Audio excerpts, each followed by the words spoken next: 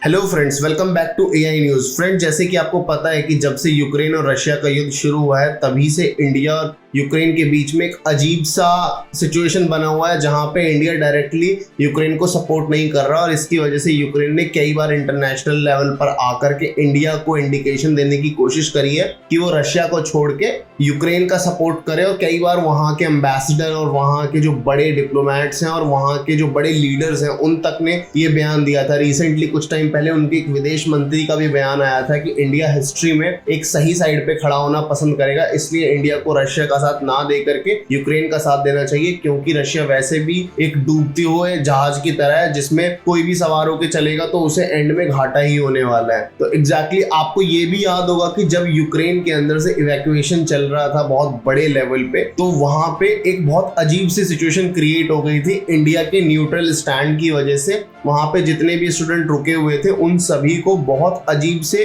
Circumstances को face करना पड़ा था। उनको बॉर्डर पे उन लोगों के साथ हाथापाई की गई थी और उसके अलावा वहां पे उनको इजीली कंट्री को छोड़ने भी नहीं दिया गया था। कुछ इंसिडेंट जो सुनने में आए थे उसमें तो ये था कि उनको कंट्री को छोड़ने से मना किया जा रहा था, बल्कि उनको एक ह्यूमन शील्ड बना करके यूज करने की कोशिश भी की गई थी, ऐसे क्लेम किए गए थे रशिया की तरफ से। लेकिन हमारी गवर्नमेंट ने बहुत टाइमली इंटरवीन किया और बहुत अच्छे से दोनों पक्षों से एक डिप्लोमेटिक तरीके से इस चीज को डील करते हुए एक मीडिएशन का रास्ता निकाला और अपने सारे के सारे जितने भी स्टूडेंट वहां पे फंसे हुए थे यूक्रेन के अंदर उस दौरान उन सभी को इवैक्यूएट करने में हमारी सरकार कामयाब रही थी। और इसके अंदर केवल हमें एक ही ट्रेजेडी को देखना पड़ा था बस। लेकिन अभी सिचुएशन और भी ज्यादा डिटेरियोरेट हो गई है। सुनने में आ रहा है कि जो भी स्टूडेंट यूक्रेन में पढ़ रहे थे उन सभी स्टूडेंट्स को अब दोबारा से दिक्कत फेस करनी पड़ रही है। यूक्रेन में टोटल 70,000 विदेशी स्टूडेंट पढ़ते हैं, जिसमें लगभग 20 से 25% स्टूडेंट केवल इंडियन है, जिससे उनकी संख्या लगभग 20,000 से 25,000 के बीच में हो जाती है। बच्चों के होते हुए नुकसान को देख करके एक तरीके से इंडियन गवर्नमेंट ने एक स्टैंड लिया था और यूक्रेन की गवर्नमेंट से बात करा था और स्टूडेंट्स की पढ़ाई को रिज्यूम करवाने की कोशिश करी थी और पढ़ाई रिज्यूम हो भी गई थी। लेकिन अभी कुछ रिपोर्ट्स जो सामने आई हैं उसमें सुनने में ये पता लगा है कि जो यूक्रेनियन टीचर्स हैं वो इंडियन स्टूडेंट से अच्छा व्यवहार नहीं कर रहे हैं। वो उनको गवर्नमेंट की जो पॉलिसीज हैं उनके ऊपर बच्चों को कोस रहे हैं। और कुछ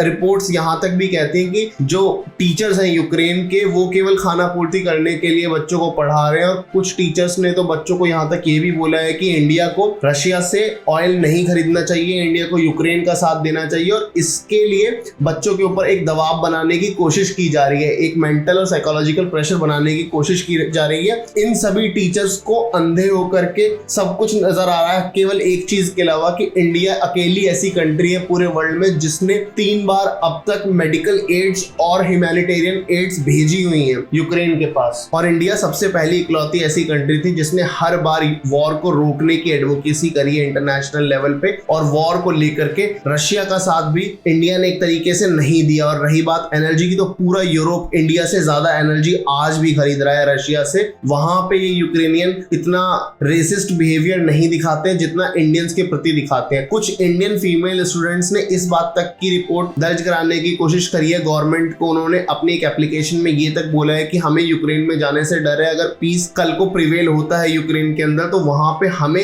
स्पेशली फीमेल स्टूडेंट्स को ज्यादा खतरा होगा, क्योंकि वहां पे एक तरीके से रेसिज्म और हो सकता है कुछ अनवांटेड एक्टिविटीज यूक्रेनियन लोगों की तरफ से देखने को मिल जाए इंडिया के अगेंस्ट। क्योंकि इस पूरे युद्ध के दौरान इंडियन गवर्नमेंट ने रशिया और यूक्रेन के बीच में एक न्यूट्रल स्टैंड बनाए रखा है जस्ट बिकॉज इसलिए। और बहुत सारे स्टूडेंट्स ने ये भी कहा है कि ये केवल गवर्नमेंट का स्टूडेंट है और डिप्लोमेसी है, इसका हमसे कोई लेना देना नहीं है। हम पूरी तरीके से यूक्रेन का सपोर्ट करते हैं और यूक्रेन को हम अपने दूसरे होम की तरह ट्रीट करते हैं। बट इसके बावजूद भी इन बातों का यूक्रेनियन टीचर्स पे कोई असर नहीं पड़ा और वो इंडियन स्टूडेंट्स के ऊपर बाकायदा अभी भी प्रेशर बनाने की कोशिश कर रहे हैं, जो कि एक बहुत ज्यादा गलत बात है।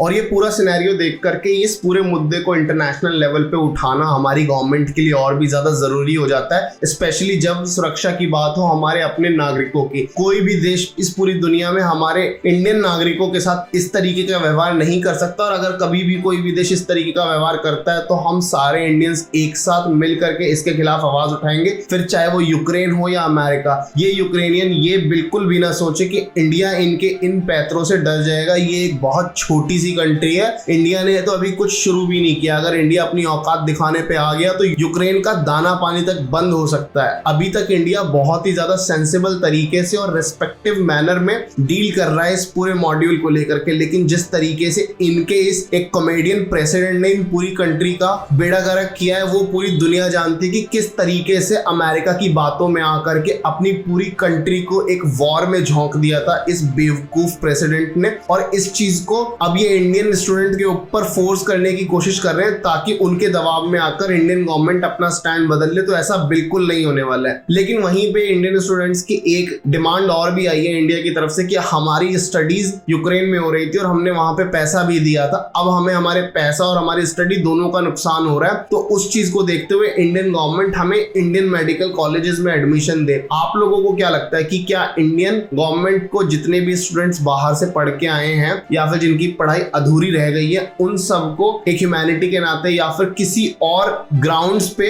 इंडियन मेडिकल कॉलेजेस में उन्हें एडमिशन देना चाहिए या नहीं? अपनी राय कमेंट करके बिल्कुल बताना ना भूलें, और thank you very much for watching this video.